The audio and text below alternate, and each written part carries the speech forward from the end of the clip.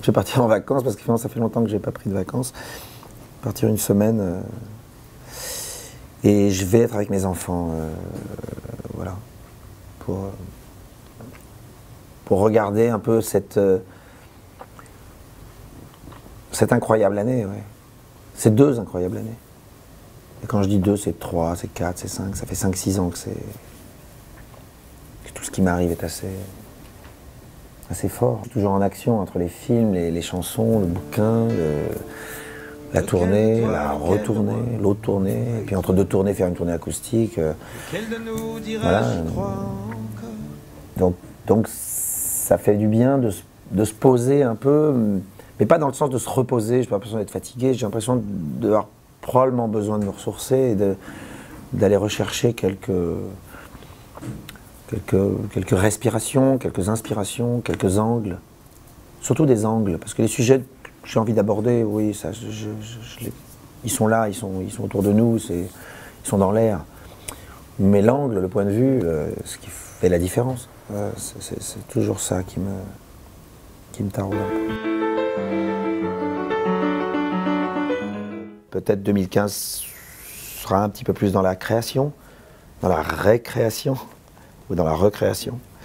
Je lis beaucoup de pièces de théâtre, ça me donne envie enfin voilà, puis toute cette aventure merveilleuse du prénom me donne envie de me retourner un peu vers le théâtre, peut-être un théâtre un peu différent.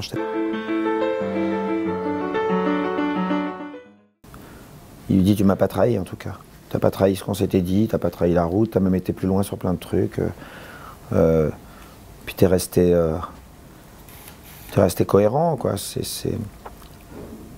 Puis t'as gardé cette capacité d'émerveillement, cet enthousiasme, cette envie d'aller vers les autres, de partager, de t'amuser, de vivre des moments forts, de t'ouvrir sans barrière, sans compter. Alors évidemment, ça a ses effets pervers, parce que plus tu t'ouvres moins tu te protèges, moins t'en prends plein la gueule quand t'as du cynisme ou de la violence ou de l'agressivité en face de toi. Mais ça fait partie du jeu, ça fait partie du parcours, et puis ça fait partie d'un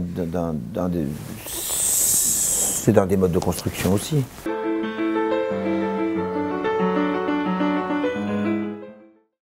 C'est incontestablement Simone Veil pour moi. Parce que Simone Veil incarne quelque chose d'immense. On est dans les 40 ans de sa loi sur l'avortement. Il y a eu un film assez bien fait d'ailleurs avec Emmanuel DeVos que j'ai vu à la télévision et qui retraçait tout ce parcours que j'avais suivi à l'époque, moi, du haut de mes 14 ans. Le combat commence sur le perchoir. Qui m'avait vraiment interpellé à l'époque. Et je me disais en voyant ce film, elle reste aujourd'hui encore une femme importante, puisque les mêmes personnes qu'on voit évoluer contre cette loi et s'exprimer contre cette loi sont absolument les mêmes qui aujourd'hui se prononcent contre le mariage pour tous. Et les arguments sont à peu près les mêmes. Et l'attitude est à peu près la même. Et je trouve qu'une voix comme la sienne, aujourd'hui, manque un peu dans le paysage.